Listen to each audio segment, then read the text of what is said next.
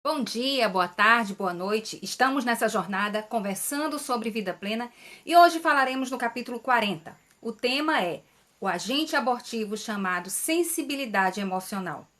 Pessoas hipersensíveis sempre estão se sentindo inadequadas ou rejeitadas ou criticadas, excluídas, esquecidas, abandonadas. Parece que para elas todas as pessoas giram em torno delas e qualquer palavra, olhar e até mesmo o silêncio passa alguma mensagem que atinge em cheio seu coração, deixando-as para baixo. Numa linguagem atual, é a pessoa não me toque, que fica encucada com tudo. Na minha época de infância, dizíamos que a pessoa assim era manteiga derretida. E eu confesso que eu era conhecida assim. Ainda bem que o tempo passa, aprendemos, amadurecemos e aquilo que nos esmagava acaba não nos afetando mais. Pessoas supersensíveis não são apenas assim pela conduta dirigida a elas, mas também a terceiros. Normalmente sofrem demais com as injustiças, as desgraças, as tragédias. Envolvem-se emocionalmente com tudo ao seu redor e acabam também absorvendo problemas que não são seus e sobre os quais elas não têm a solução.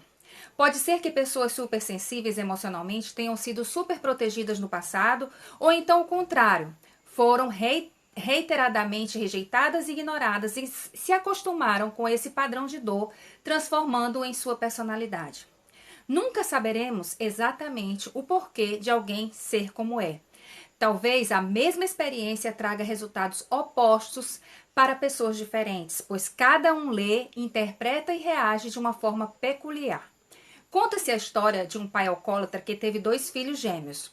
Um deles se tornou alcoólatra como o pai e o outro nunca bebeu na vida. Ao serem perguntados sobre suas escolhas, os dois disseram que elas foram baseadas na experiência com seu pai. Ou seja, um mesmo referencial pode ser imitado ou pode ser rejeitado.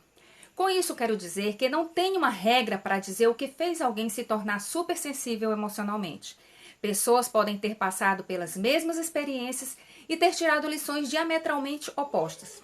O que precisamos entender é que essa exposição exagerada do coração aborta a vida plena. Pessoas assim sempre estão impressionadas com alguma coisa que nos aconteceu ou acontece com alguém ao seu redor.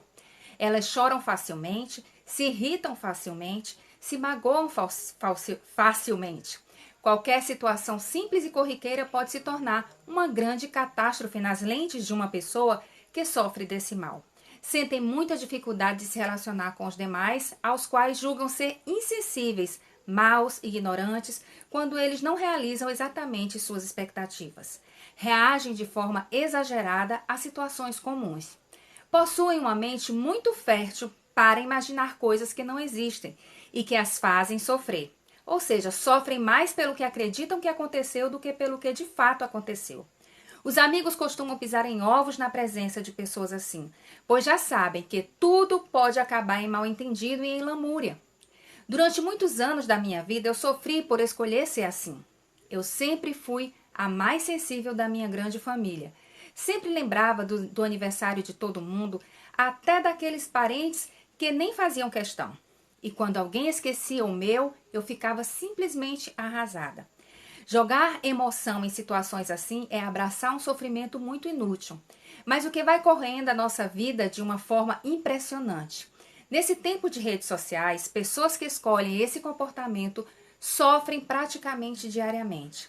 Sempre há motivos para se entristecerem, porque alguém que elas consideram importante não curtiu uma foto, por causa de um comentário de alguém, porque um amigo visualizou a mensagem e não respondeu imediatamente, porque alguém saiu do grupo. Existem pessoas que ficam em grupos de WhatsApp mesmo sem querer, só porque não têm coragem de sair. Pensam que podem ofender alguém se assim fizer.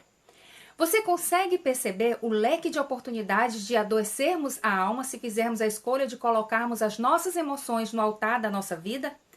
Quando compramos briga porque nos sensibilizamos pelos outros, também colocamos nossas emoções todas em jogo.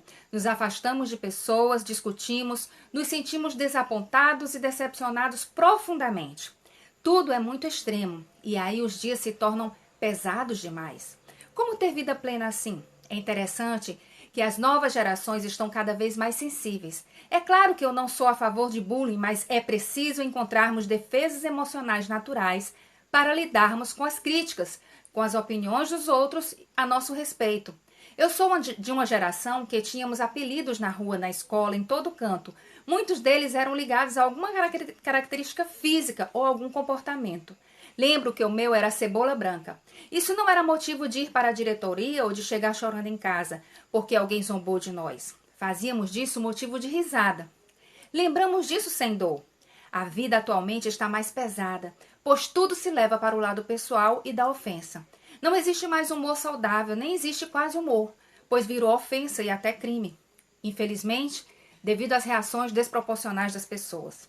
Na minha época se usa o termo não sabe levar na esportiva. Uma sociedade pisando em ovos e cronicamente ofendida é um retrato de escolhas erradas em como lidar com as próprias emoções. Esta manhã, enquanto fazia caminhada com a minha filha, ela se queixava que um amigo da escola fez aniversário e não a convidou. Ela viu nas redes sociais e se sentiu esquecida. Ela tem 18 anos, terminou o ensino médio e cada colega seguiu o seu curso, mas alguns ainda continuam se reunindo e ela se sente abandonada por eles. Eu tentei dar a ela perspectiva. Primeiramente, disse que ele não deve ter feito isso de propósito. Segundo, que talvez as pessoas que ele convidou ainda fazem parte de seu dia a dia de alguma forma, no futebol, na vizinhança, nos gostos em comum. Terceiro, e se for uma rejeição mesmo? O que pode ser feito? Lamentar ou seguir em frente e superar? Falei para ela que a única rejeição que será insuportável sentir é a rejeição de Jesus. E sei que não sentirei, pois o nosso relacionamento é algo eterno. Sei que eu já estou convidada para a grande festa, o grande banquete. Sei que ele nunca esquece de mim e posso partilhar a vida inteira com ele. Mas o restante das pessoas vão me decepcionar, vão me esquecer, ignorar e até mesmo algumas vão me rejeitar. Terão motivos que talvez eu nunca conheça, mas são motivos delas, é problema delas. Eu preciso aprender a seguir em frente com ou sem as pessoas que eu gosto. Nem sempre as pessoas vão gostar de nós com a mesma intensidade e está tudo bem. Nós também não gostamos de algumas pessoas com a mesma intensidade que elas gostam de nós. Faz parte da vida. Você consegue imaginar o que uma postagem de um aniversário pode fazer com alguém muito sensível? Para uns é só uma postagem, para outros é uma grande ofensa, para outros é uma terrível mensagem. Pessoas sensíveis emocionalmente deixam o seu coração exposto a tudo, e isso aborta a vida plena que Deus veio dar a elas. Eu começo a pensar em como amadureci nesta área. Claro que há momentos pontuais que ainda me afligem.